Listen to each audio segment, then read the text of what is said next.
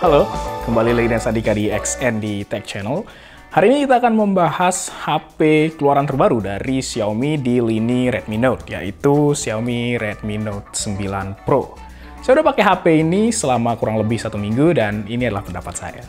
Dari sisi desain, modelnya cakep. So far saya suka. Bagian depan dan belakang dilapisi kaca dengan Corning Gorilla Glass 5.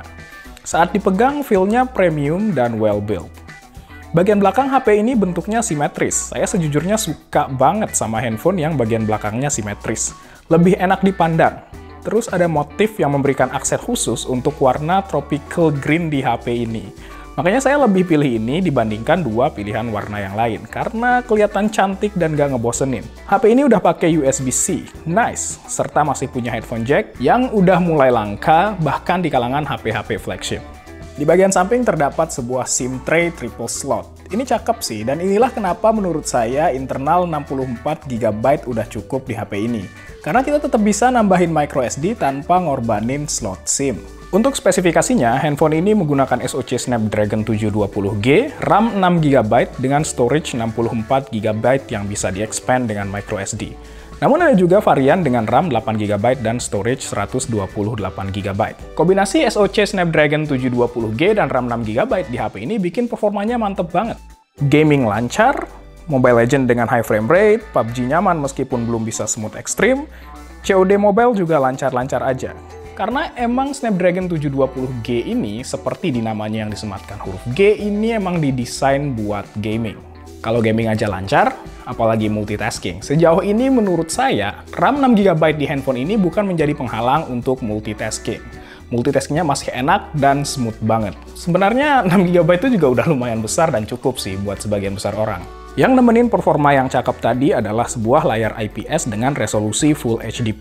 Kualitas layarnya cukup, nyaman untuk YouTuber dan main game, meskipun kontras warnanya nggak bisa selevel OLED, karena emang ini panelnya IPS. Hal yang saya notice dari layarnya adalah terdapat shadowing samar di bagian bawah layar dan sekitar potongan tompel kamera yang ada di atas. Khususnya jika layar sedang berada pada warna putih. Samar banget sih, dan nggak akan kalian sadari kalau nggak bener-bener coba lihat. Saya nggak yakin juga sih ini terdapat pada semua device Xiaomi Redmi Note 9 Pro atau cuma di unit saya aja. Jadi buat kalian yang pernah ngeliat, make, atau bahkan punya HP ini, coba komentar di bawah tentang hal ini. Ada juga nggak di HP kalian? Speaker HP ini mono channel, cuma ngeluarin suara dari speaker utama di bawah. Jelas nggak dapet stereo, karena itu biasanya disimpan buat fitur HP di kelas flagship. Nggak ada yang spesial dari speakernya, cukup banget buat main game, dengerin musik, atau nontonin video, dan mungkin kalian nggak mau nge-push volumenya sampai maksimum, karena kalau udah maksimum, clarity dari audionya akan berkurang. Rada seber gitu kalau maksimum volumenya. Nah, soal ketahanan baterai, ini adalah salah satu poin positif dari Xiaomi Redmi Note 9 Pro yang saya suka banget. Baterainya itu gede, 5020 mAh. Badak banget. Itu bisa ngasih saya solid battery life untuk 2 hari. HP ini bisa tahan 1 hari 19 jam pada baterai dengan screen on time sekitar 8 jam tanpa battery saver sebelum saya perlu nge-charge lagi. Itu dengan brightness medium sampai high, terus penggunaan sosial media, nonton video di YouTube, dan sesekali nge-game seperti Mobile Legends atau PUBG. Terus kalau udah habis, ngecasnya nggak perlu lama, karena HP ini sudah mendukung fast charging 30 watt. Dan charger yang diberikan di dalam handphone ini, di paket penjualannya, itu sudah mendukung fitur untuk fast charging 30 watt ini. Jadi kalian nggak perlu beli charger terpisah untuk memanfaatkan fitur ini. Dan ngecasnya kenceng banget. Dalam 30 menit keisi 50% dan sejam lebih sedikit dari 0% baterai HP ini sudah bisa terisi penuh. Cakep. Charging animation-nya juga keren parah, beneran nunjukin seberapa kenceng HP ini ngecas sampai 2 angka di belakang koma. Ini sentuhan kecil yang bikin HP ini lebih kerasa premium sih, meskipun handphone ini sebenarnya berada di mid-range level. Untuk kamera, HP ini punya quad kamera setup atau setup dengan 4 kamera, yaitu lensa utama 64 megapiksel, lensa ultrawide 8 megapiksel, depth sensor 2 megapiksel, dan sebuah kamera makro 5 megapiksel yang bikin saya penasaran banget karena belum pernah coba sebelumnya. Dan yap, di HP ini belum terdapat lensa telefoto. Tapi di aplikasi kameranya kita bisa melakukan digital zoom sebesar 2 kali menggunakan lensa utamanya yang hasilnya ntar kita sama-sama lihat. Hasil fotonya bagus untuk handphone kelas menengah begini, warnanya oke dan cocok lah untuk jepret-jepret buat diupload ke sosial media. Tapi hal yang perlu saya garis bawahi adalah reproduksi warna yang dihasilkan oleh lensa ultrawide-nya itu nggak konsisten dengan lensa utamanya. Nih perhatiin, warna yang dihasilkan dari jepretan lensa ultrawide-nya sedikit lebih, apa ya, butek kali ya. Nggak se-vibrant warna dari lensa utamanya. Dari segi ketajaman foto atau sharpness-nya juga, lensa ultrawide-nya masih kurang tajam menurut saya. HP ini juga punya mode HDR atau High Dynamic Range yang menurut saya hasilnya lumayan bagus. Beneran bisa bikin dynamic range fotonya jadi makin cakep. Kayak di foto ini, perhatiin langitnya, jadi kelihatan jelas dan nggak keterangan pas di mode HDR dibandingkan dengan tanpa HDR. Di HP ini juga terdapat mode AI, di mana AI pada HP ini akan menyesuaikan pengaturan kamera sesuai dengan apa yang lagi kalian mau jepret. Jadi contohnya kayak kalau misalnya lagi mau jepret dedaunan, nanti dia bikin warna hijaunya lebih terang gitu. Hal-hal seperti itu. Untuk night mode sih, HP ini udah bisa nge-expose subjek dengan baik saat kondisi lagi gelap. Tapi gambar yang dihasilkan oleh night mode HP ini sangat tidak tajam dan menurut saya masih kurang optimal night mode-nya. Ya 3,4 juta sih, kalau harganya 10 juta dan night mode-nya kayak gini, baru saya protes.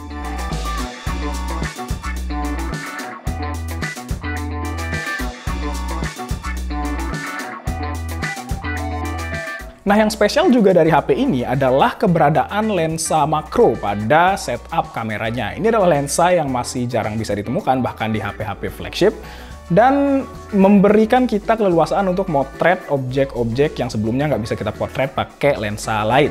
Dan saya suka sih sejujurnya main-main dengan lensa makro ini. Ini beberapa hasil jepretannya.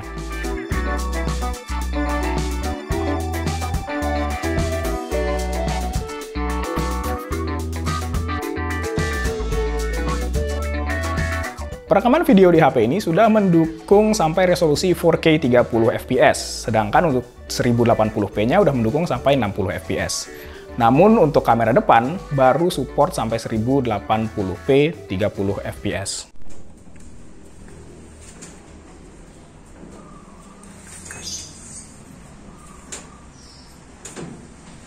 Ini adalah hasil perekaman 4K 30 fps dari Xiaomi Redmi Note 9 Pro. Ini adalah untuk resolusi 1080p-nya. Ini kelihatan stabilization-nya lebih bagus ya daripada yang 4K tadi. Satu hal lagi yang pengen saya komentarin terkait kamera HP ini adalah UX atau user experience dari aplikasi kamera yang disediakan oleh Xiaomi. Karena ini khususnya untuk ngidupin mode makro, itu kita harus mencet settings yang di kanan atas dulu, baru hidupin makronya secara manual. Kenapa makro nggak ditaruh aja di pilihan jajaran yang sama dari 1X, terus ke 2X, abis itu masuk ke makro? Jadi sebelumnya saya mengira 2X itu menggunakan lensa makro yang dimiliki oleh HP ini, ternyata tidak. Untuk ngidupin lensa makronya, kita perlu masuk ke settings dulu yang ada di kanan atas, pencet makro, baru lensa makronya hidup. Menurut saya ini agak jadi nggak intuitif gitu. Kenapa taruh aja di sebelah 2X dan tinggal digeser seperti ganti lensa pada umumnya, dan kita bisa masuk ke mode makro. Semoga kedepannya user experience dari si aplikasi kamera Xiaomi ini bisa lebih ditingkatin lagi. Seperti HP Xiaomi lainnya juga, HP ini menggunakan MIUI, spesifiknya adalah MIUI 11. Dan iklannya banyak banget. Pas mau bikin folder atau buka folder bawaan, ada iklan. Pas mau nginstal aplikasi juga ada iklan. Semoga kedepannya bisa dikurangin lah jumlah iklan yang ada pada HP ini. Untuk keamanan, HP ini pakai side mounted fingerprint, posisinya juga saya lebih suka di samping dibandingkan di belakang seperti biasanya. Kalau bentuknya kayak gini tuh jadi gampang dicapai pakai jempol, scannernya juga akurat, namun memang belum sekeren scanner-scanner yang ada di bawah layar seperti terdapat pada handphone lain. Di HP ini juga nggak ketinggalan fitur khas Xiaomi, yaitu IR atau Infrared Blaster, yang bisa bikin HP ini jadi remote control entah untuk TV, kipas, AC, banyak deh. Beberapa waktu lalu remote kipas di kamar saya hilang, jadi dengan HP ini akhirnya saya bisa ngidupin lagi kipasnya dari tempat tidur tanpa harus bangun buat pencet tombol di kipasnya. Berguna banget sih. Fitur tambahan lain yang menarik dari HP Xiaomi juga adalah terdapat yang namanya second space. Jadi ini seolah membuat ada dua space di handphone ini, sehingga handphone ini dapat menjadi dua handphone yang berbeda di satu handphone. Jadi kayak ada dua space, itu dengan kontak yang terpisah, dengan penyimpanan galeri yang terpisah. Pokoknya bener-bener kayak dua buah HP yang berbeda. Ini mungkin dapat bermanfaat buat orang-orang yang pingin punya dua akun WhatsApp atau dua akun apapun lah untuk keperluan bisnis atau keperluan-keperluan yang lain. Terakhir, di HP ini udah ada NFC. Buat yang belum tahu, NFC itu kependekan dari Near Field Communication yang dapat dimanfaatin untuk berbagai hal, kayak cek dan isi ulang e-money, sampai sambungin device yang udah support NFC. Kerasa zaman now banget lah, dan masih jarang ditemui di HP selain HP-HP kelas flagship. Nice one buat Xiaomi. Jadi kesimpulannya, beli nggak HP ini? Kalau Anda butuh HP yang all-rounder, yang cukup lengkap, dan nggak terlalu butuh fitur tambahan kayak layar Super AMOLED, atau refresh rate 90Hz, atau lensa telefoto, jawaban saya sih iya. HP ini cocok buat dibeli. Tapi kalau Anda spesifik pengen fitur-fitur yang saya sebutin tadi, kayaknya di harga segini ada pilihan yang lebih menarik. Overall, menurut saya HP ini adalah all-rounder yang mantep banget. Bisa semua dia, dan performa gaming, multitasking, serta baterainya cakep banget. Sehingga pantas masuk buat konsiderasi Anda kalau mau ganti HP di range harga segini. Sekian review saya terhadap Xiaomi Redmi Note 9 Pro ini. Like jika Anda suka, dislike jika tidak suka, dan subscribe jika belum. Kita jumpa lagi di video berikutnya.